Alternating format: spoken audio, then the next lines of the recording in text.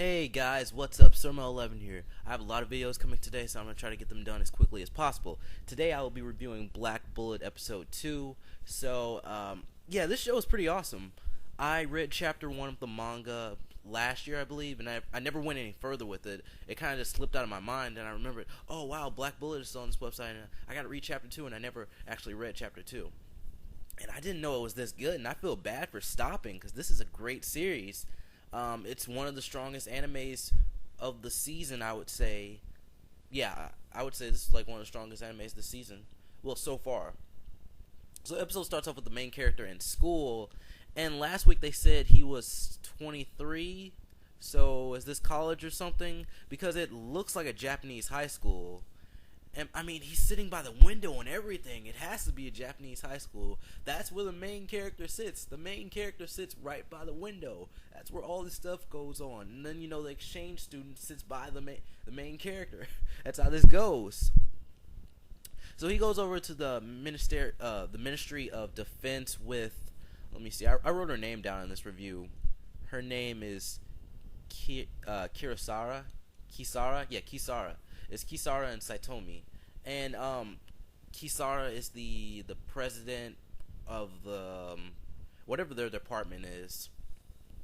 And they go over there, and it's a room like full of people just like them, I guess the people who work and fight the Gastrea, the monsters and everything. And it's so odd because all these people have little girls with them, because the little girls are the cursed children. You have to watch the first episode if you don't know what I'm talking about. And I really like this concept because it's different. I can think of one series that came out last year that has a similar concept, but they're not little girls. And you probably know what I'm talking about because it's a really big anime, but I'm not going to spoil anything if you haven't seen it or anything. I recently made a video on it. That might help. But there's this huge dude with a sword, and he comes up to Saitomi and Kisara, and he pretty much insults them.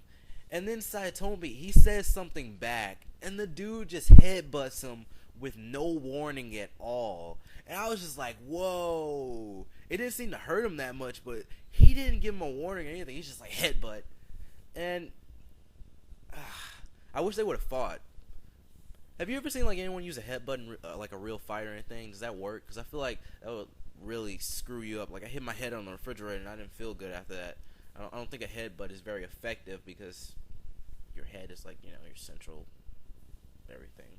Body, I don't know. Yeah, so as I was saying, the guy headbutts him, and I wish they would have fought. That would have been pretty cool. But we also learned that this guy's ranking is way higher than Saitomi, so it might be a bad idea to fight him right now. But I hope they fight later. I doubt it. He might just end up getting killed. That's one thing that anime does sometimes.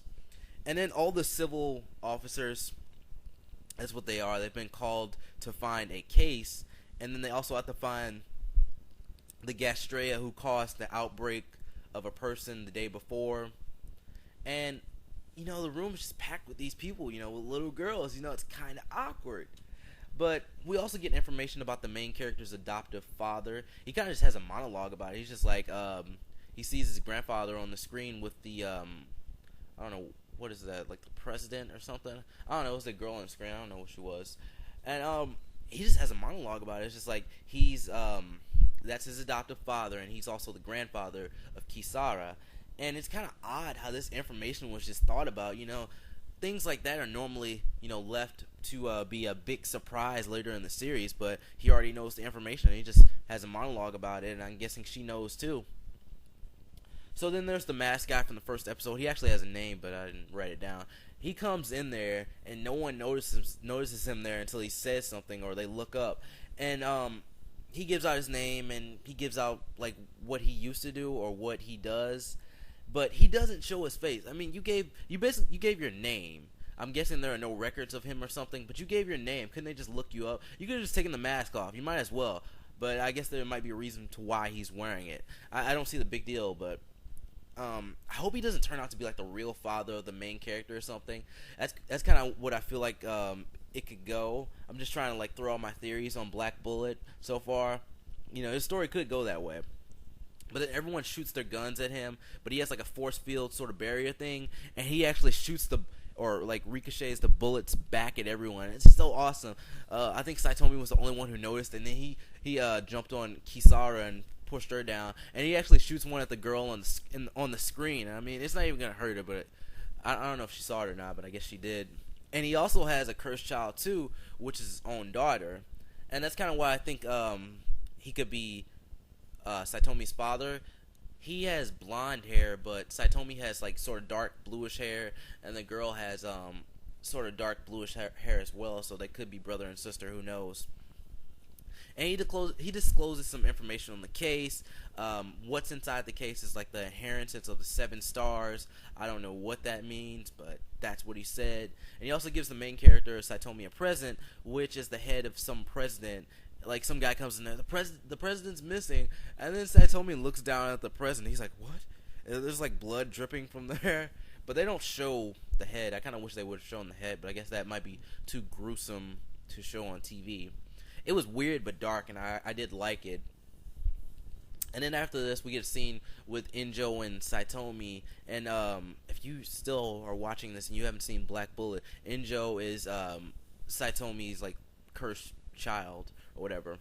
And they're in a market area. I just don't get Injo. You know, she's strong, but she's young. She's like in elementary school or middle school, and she's making all these perverted jokes towards Saitomi, and they're really apparent in the first episode if you watch that. She's a little kid. That doesn't happen in real life. I know you're trying to make anime interesting and everything. You know, you try to add things to your story, but she's a little kid.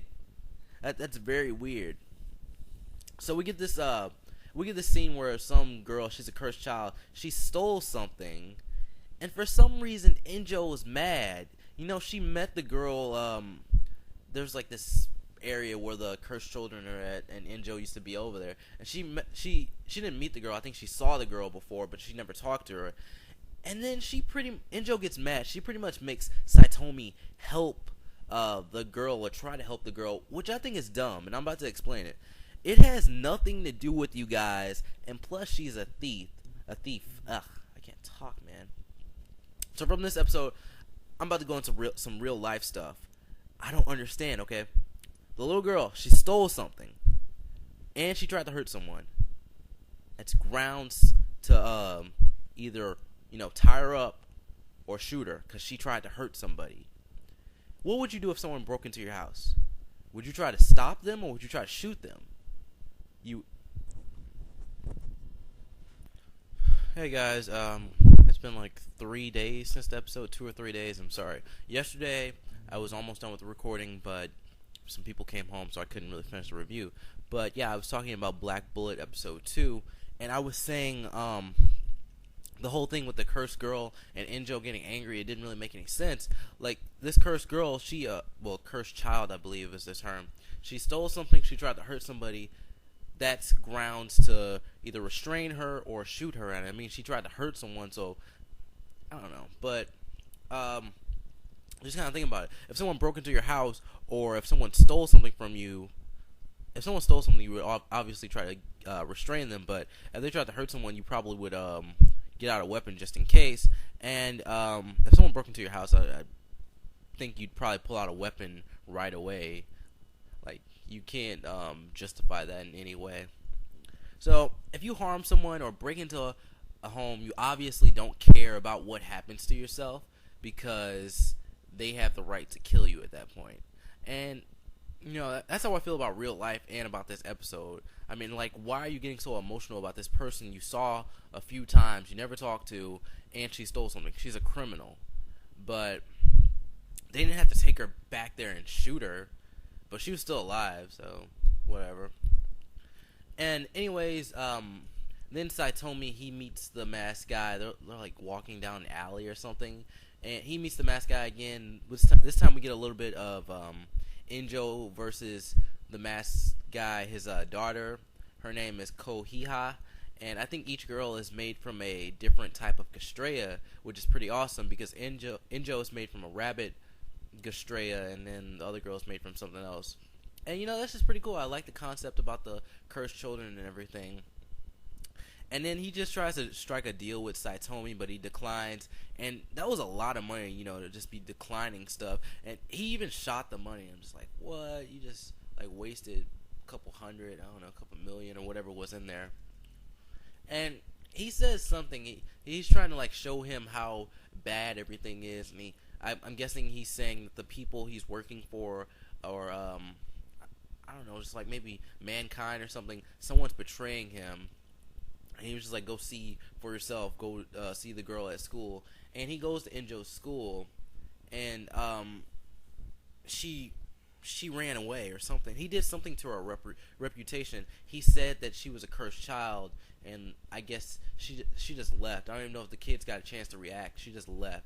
And then Saitomi, he starts to look for her, but there was a scene like where he was talking to like one of the teachers, and the teacher just said that you kept this from us and blah blah blah blah blah. You know, he kept it from them because, you know, obviously they would mistreat her.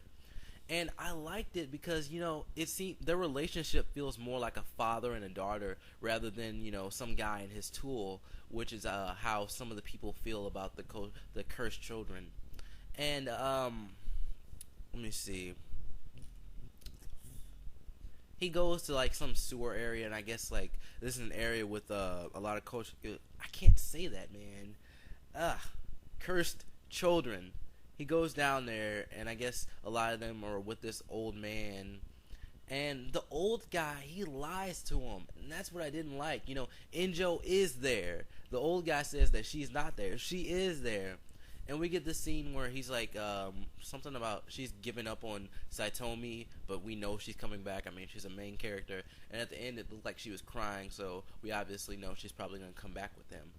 And I'm sorry that this review is kind of rushed and all over the place, and I made a lot of mistakes, but I watched the episode. I had to get the review out, and you get what you get. So check out the show if you haven't. Thank you for watching. If you would like me on Facebook or follow me on Twitter, go ahead. Links will be in the description. Anyways, guys, I'll see you later. Peace.